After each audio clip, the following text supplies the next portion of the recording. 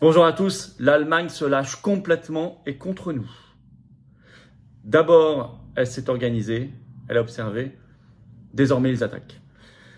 Ils sont passés à l'attaque, cette incroyable menace allemande prend tout son corps, c'est dans le domaine énergétique, c'est dans le domaine militaire, c'est dans le domaine économique, industriel, et nous avons vraiment intérêt à réagir, à ne pas nous laisser complètement broyer, étouffer. Justement aussi dans l'intérêt de la paix, car rien de bon ne peut sortir de telles tensions entre des pays, entre des peuples. L'intérêt de tout cela, c'est que ça va précipiter le Frexit, ça va précipiter l'effondrement de l'Union européenne, et il le faut.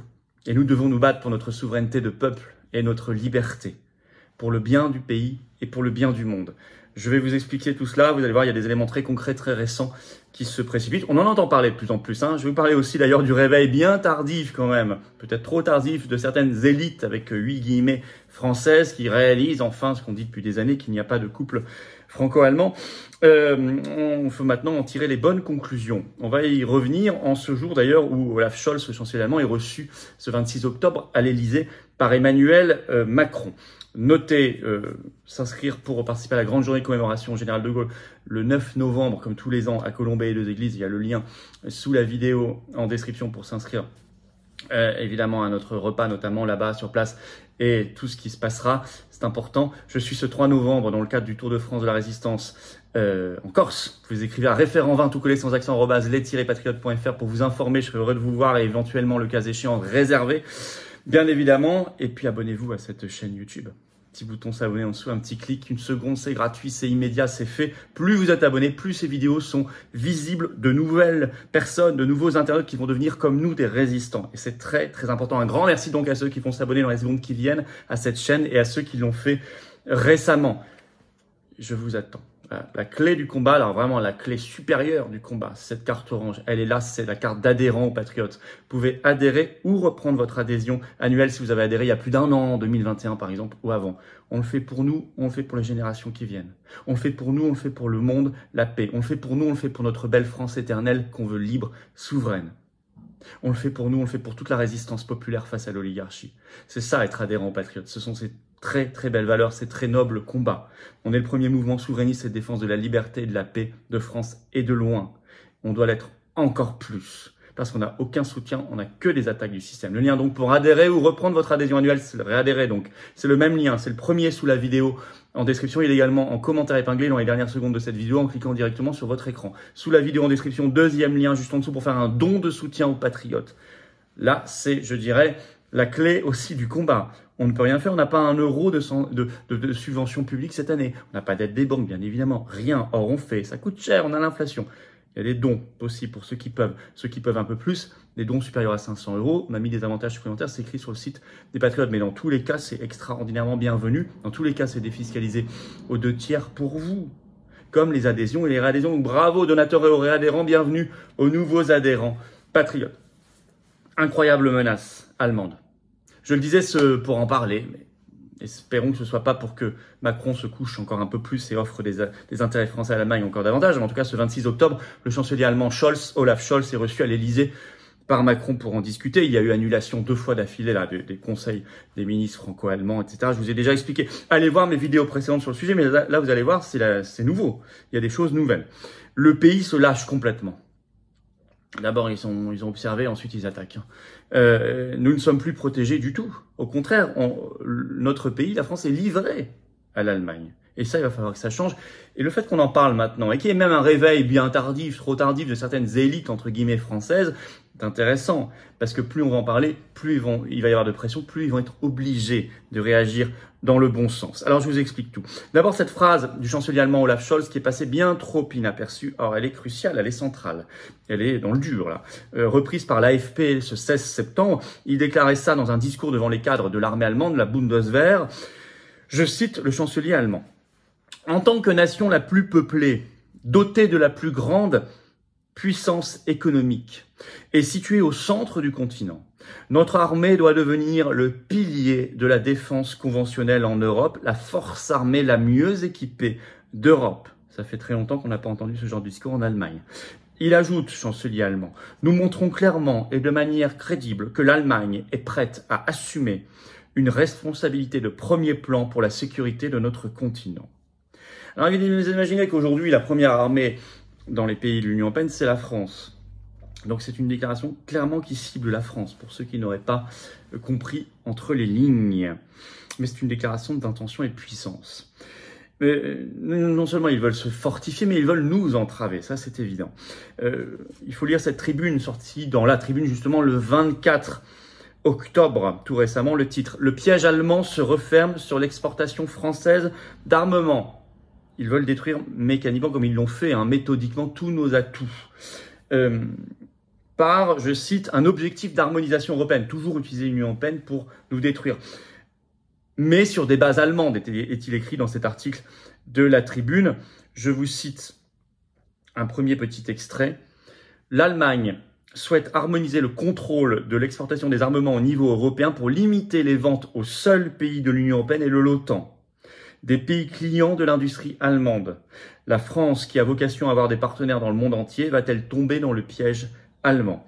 Je cite toujours, Berlin prend l'initiative d'un règlement européen, donc au niveau de l'Union européenne, qui s'impose aux lois nationales, sur ce sujet contre notre souveraineté. Explication de tout ça, deuxième extrait que je vous lis de cet article de la Tribune. En résumé, l'actuelle coalition allemande propose un règlement européen où la souveraineté de chaque État est en apparence respectée, mais en réalité minorée de partout. Entre parenthèses, le pouvoir de décider dépend ainsi du poids dans le programme, le droit de veto est remplacé par une majorité qualifiée, et où l'instabilité juridique est installée, remise en cause d'une décision par un vote. Il faut y ajouter un autre élément sorti dans la Tribune encore plus récemment, ce 25 octobre, par le groupe de réflexion Mars.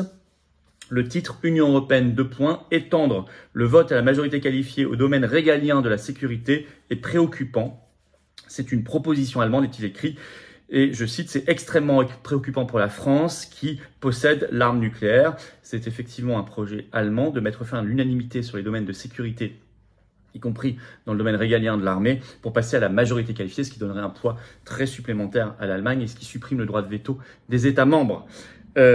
Effectivement, la France étant la seule puissance nucléaire concernée, c'est particulièrement problématique pour notre pays. Allez lire cette tribune, elle est assez longue, qui est sortie ce 25 octobre dans la Tribune. L'armée, l'énergie, que des secteurs stratégiques. Alors là, il y a au niveau de la Commission européenne une réforme en cours du marché européen de l'électricité que nous devrions tout simplement quitter, qu'il faut absolument quitter pour faire baisser les prix, je le dis depuis des mois, des années. Et ça se fait par le Frexit, il n'y a pas d'autre solution. La dérogation espagnole, portugaise, elle nous est interdite et elle n'est que provisoire. Mais là, il y a une réforme qui est en cours, qui sera encore pire pour la France et qui sera très bonne pour l'Allemagne, pour nous étouffer et céder elle-même.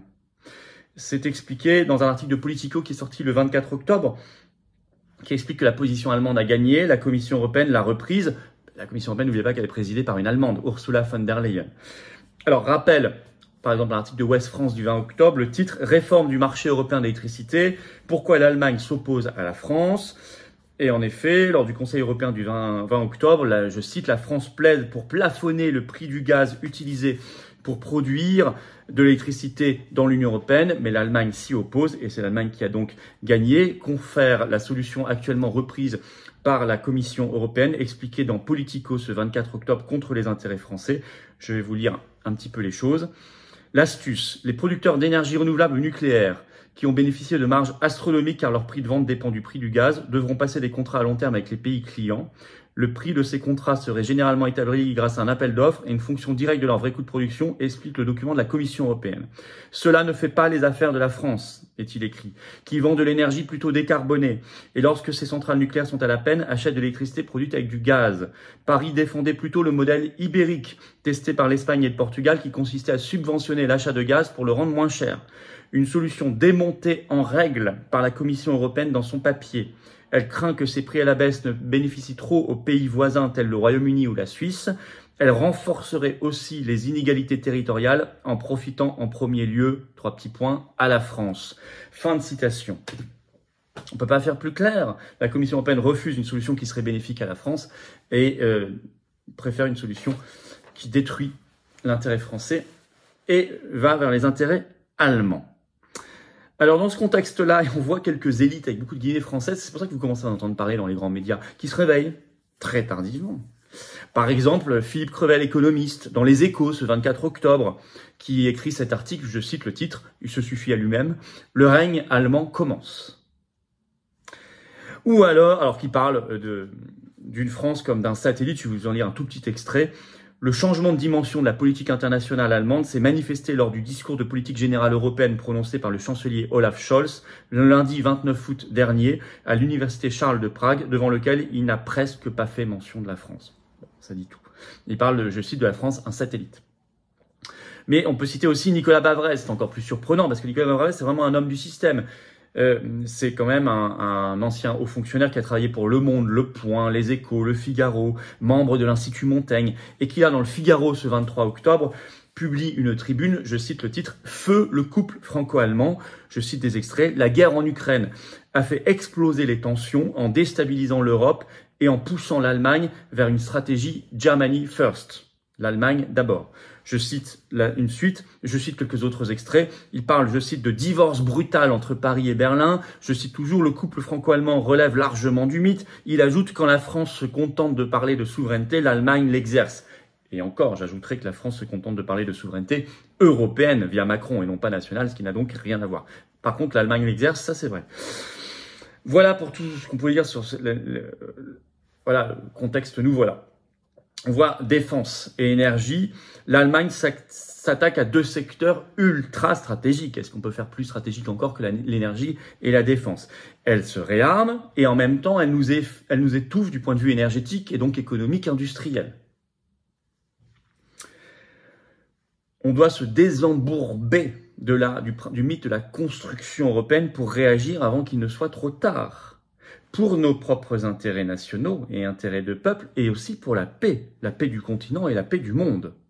Car une hégémonie qui se construit à nos frontières, c'est toujours une catastrophe. Macron doit arrêter de tout céder. La méthode allemande est toujours la même, et elle s'est renforcée avec Scholz, c'est de dire d'abord non à tout, et ensuite il fait semblant de céder quelque chose qui en fait était mineur pour lui, pour en contrepartie exiger quelque chose qui était majeur pour lui. Par exemple, il pourrait céder des miettes sur la réforme du marché européen d'électricité à Macron. Macron pourrait donc triompher en disant « j'ai réussi », alors qu'en échange, il demandera par exemple à bénéficier des secrets industriels de Dassault sur l'avion du futur. Je donne un exemple, je n'en sais rien, enfin c'est tout à fait probable. Et là, ça s'appelle, de la part de Macron, être un traître à la patrie. C'est le crime de haute trahison, qui devra être établi d'ailleurs dans la Constitution parce qu'il a été supprimé. Le seul intérêt de cette crise, quand même très intéressante en ce moment, c'est que ça peut tuer l'Union européenne et précipiter le Frexit, à condition qu'on soit conscient de nos intérêts nationaux et de l'intérêt d'être un peuple libre et souverain, de l'intérêt des concepts, des valeurs de liberté et de souveraineté. Et ça, nous devons y travailler très fortement et être en bonne entente ensuite avec le peuple allemand et les autres. Je ne confonds pas les peuples et les politiques des États et la trahison de certains gouvernements comme le gouvernement français. Voilà ce que nous pouvions dire aujourd'hui. On se bat pour cette liberté, cette souveraineté, ce Frexit. On se bat pour cette lucidité, cette vérité. On se bat pour ce réveil des consciences. C'est tout le travail des patriotes. C'est tout le travail que mène la résistance. Alors je vous attends. Je vous attends dans le combat. Abonnez-vous à cette chaîne YouTube pour faire circuler l'information et ces vidéos. Le petit bouton, vous cliquez en dessous, s'abonner, c'est gratuit, c'est instantané. Faites-le dès maintenant. Vous me permettrez, grâce aux algorithmes de YouTube, une meilleure visibilité de toutes ces vidéos. Grand merci à ceux qui vont le faire et à ceux qui l'ont fait récemment. Venez vous battre à mes côtés.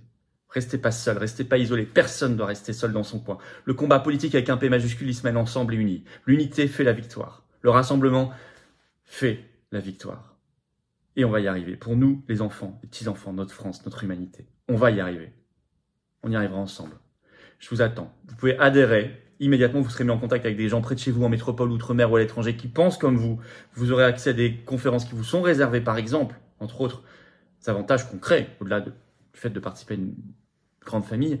Ou réadhérer si vous avez adhéré il y a plus d'un an, pensez-y. Le lien pour adhérer ou réadhérer, c'est le même. C'est le premier sous la vidéo en description, illégalement en commentaire épinglé dans quelques secondes en cliquant sur votre écran. Sous la vidéo en description, deuxième lien pour faire un don de soutien aux patriotes vital. Vital, on n'a pas un euro de financement public cette année, rien. Or on fait, ça coûte cher, il y a l'inflation. Bravo donc aux donateurs, aux réadhérents, bienvenue aux nouveaux adhérents patriotes, tout ça est défiscalisé aux 2 tiers pour vous. Pensez-y. Allez, vive la France.